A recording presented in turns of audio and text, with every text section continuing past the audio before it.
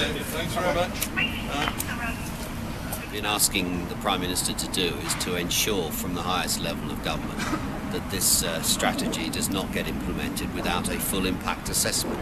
We're all in favour of stringent testing of pesticides before they're used, and we're in favour of it being the same across Europe. But it is crazy to implement something that could lead to a dramatic reduction in food production. It's crazy to do something that could result in a dramatic reduction in food production without any impact assessment or fully understanding what it means for future food supplies or indeed future food prices. And Robert, what is the letter asking the government to do? Well, again, it's just as Jim has said, to look at an impact assessment. There's been very little actual scientific evidence. We've had 58 years of probably all my generation have lived on products that were farmed with agrochemicals. And in actual fact, both Jim and I don't look too bad on it. We've known each other from young farmers' days, so the whole situation is that we must have proof before we take them on. Otherwise, it's catastrophic, not only for farming, but for the public, because it'll mean a shortage of food. I think the most important thing about this is that it's a measure allegedly to do with human health, but there's no scientific evidence to back it up.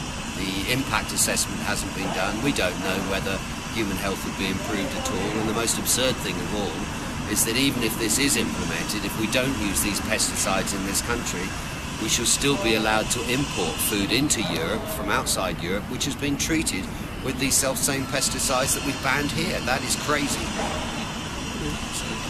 Well, in actual fact, part of this, the thing that we're asking for with the impact assessment, Jim's absolutely right, is to ensure not only that the products are dangerous, but, and if that is the case, then obviously no farmer wants to use them.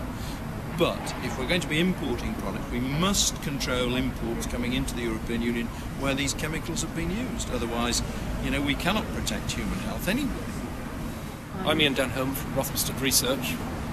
The petition we've handed over today is signed by 72 scientists from several European countries expressing concern over the potential impact of the new legislation on pesticides, and particularly the consequences of reducing the diversity of compounds that would be available potentially as a consequence of the change in the criteria for approval.